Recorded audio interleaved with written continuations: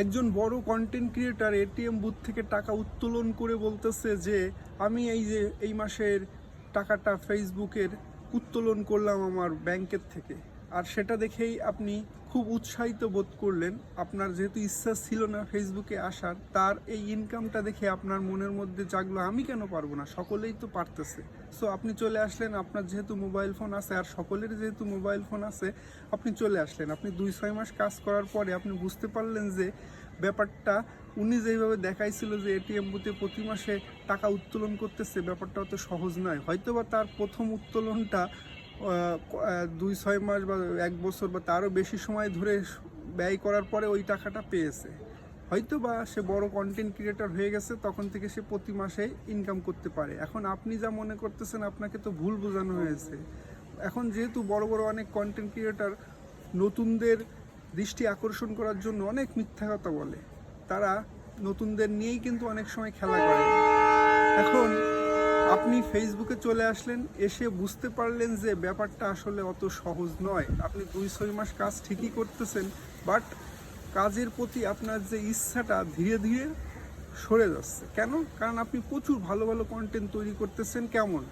আপনি যাচ্ছেন কোথাও, সেটার ভিডিও দেখছেন, একজন ফেসবুক বিষয়ে কথা বলতেছে, সে মিথ্যা কথা বলতেছে না সঠিক কথা বলতেছে, সেটা আপনি কানে না নিয়ে সেই কথাটা ধরে আপনি একটা কন্টেন্ট তৈরি করে দিলেন, ফেসবুকে প্রচার করে দিলেন। আপনি এটা বুঝতেও পারলেন না যে এটা আসলে কমিউনিটি গাইডলাইনের বিরুদ্ধে কি বা অন্য কোনো বিষয়, সেটা আপনি জানেন না। আপনি বলে দিলেন। আপনি কোথাও ঘুরতে যাচ্ছেন, তার ভিডিও তুলে দিলেন। আপনি শপিং করতে যাচ্ছেন, তার ভিডিও তুলে দিলেন। আপনি র্যান্ডমলি এই ধরনের কাজ করে যাচ্ছেন 2-6 মাস। আপনি মনে করতেছেন এইগুলো করলেই হয়তো বা আমি ফেসবুক থেকে প্রচুর পরিমাণ অর্থ ইনকাম করতে পারবো আর ফেসবুকে আমার ভিডিও ভাইরাল হবে। ব্যাপারটা আসলে তা নয়। ব্যাপারটা হচ্ছে কি, ফেসবুক এটা বলেছে কি কন্টেন্ট ক্রিয়েটরদের জন্য, এটা জায়গাটা হচ্ছে কন্টেন্ট ক্রিয়েটর, অর্থাৎ ভালো মানের কন্টেন্ট তৈরি করতে হবে। ফেসবুকে যারা বসে ভিডিও দেখে তারা মূলত কন্টেন্ট দেখার জন্যই বসে, বিনোদন পাওয়ার জন্যই কিন্তু বসে। আপনার আর আমার বোরিং কন্টেন্ট দেখার জন্য তারা কিন্তু বসে না। সো তাদের কথা চিন্তা করে যদি আপনি কন্টেন্ট তৈরি করতে পারেন, সেক্ষেত্রে কিন্তু আপনি এখানে সফলতা পাওয়ার সম্ভাবনা বেশি। কারণ কি, আপনার কাছে হয়তো মনে হতে পারে যে আপনি কোনো কিছু খাচ্ছেন বা কোথাও যাচ্ছেন, কোথাও ঘুরতে গেলেন, শপিং করলেন, এইগুলো আপনার কাছে খুব ভালো মনে হচ্ছে, কিন্তু আরেকজনের কাছে তো খারাপ লাগতে পারে, আরেকজনের কাছে ভালো নাও লাগতে পারে। সো আপনার বিষয়টার দিকে না নজর দিয়ে আপনি চিন্তা করবেন অডিয়েন্সটা কোন দিকে যাচ্ছে বা অডিয়েন্সগুলো কোন ধরনের কন্টেন্ট আমার বেশি পছন্দ করতেছে, এটা আপনাকে বুঝতে হবে। আর এটা যদি 2-6 মাস কাজ করার পরেও না বোঝেন, সেক্ষেত্রে ফেসবুকের জায়গাটা মনে হয় আপনার জন্য নয়। কারণ আপনি যদি কন্টেন্টই তৈরি করতে না পারেন আপনার অডিয়েন্সের জন্য, যেহেতু আপনি কন্টেন্ট ক্রিয়েটর, আপনার মূল শক্তি হচ্ছে কন্টেন্ট, আর আপনার এই কন্টেন্টের দেখা দেখিতেই কিন্তু আপনার পরিচয় বৃদ্ধি পাবে, আপনার অডিয়েন্স তৈরি হবে, আর তাদের নিয়েই কিন্তু আপনাকে সামনে এগোতে হবে। পেমেন্টের আশায় করলে কিন্তু আপনি প্রতিনিয়ত হতাশ হবেন, কারণ ফেসবুকের পেমেন্ট পাওয়া কিন্তু অনেক কঠিন কাজ।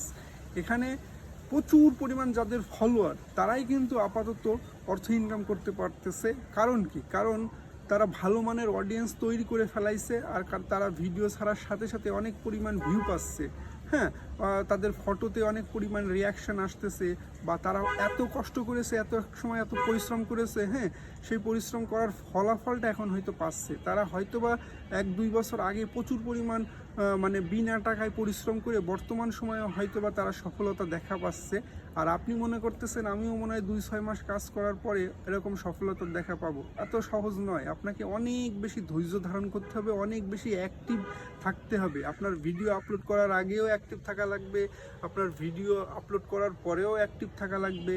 আপনার কমেন্ট সেকশানে বা পোস্টে যারা কমেন্টস করে যাচ্ছে প্রতিনিয়ত তাদের কমেন্টসের রিপ্লাই দিতে হবে। আপনাকে অন্যের পোস্টে যেতে হবে, অন্যের পোস্টে video related, post related comments করতে হবে। এইভাবে যদি আপনি করতে পারেন, সেক্ষেত্রে আপনি সফলতা পাবেন। আপনি মনে করতেছেন যে আপনি হেভি চালাক, আপনি হচ্ছে আপনার পোস্টগুলো সবাই দেখবে, আপনার পোস্টে এসে সুন্দর সুন্দর কমেন্টস করবে, হ্যাঁ, ভিডিও রিলেটেড বা কন্টেন্ট রিলেটেড, আর আপনি অন্যের ভিডিও দেখবেন না, তারা দেখেই কমেন্টস করে যাবেন, তা হবে না। কিন্তু আপনাকে প্রতিনিয়ত লিগাল ওয়েতে কাজ করতে হবে, মিথ্যা কথা ছড়ানো যাবে না, কমিউনিটি স্ট্যান্ডার্ড ব্রেক করা যাবে না।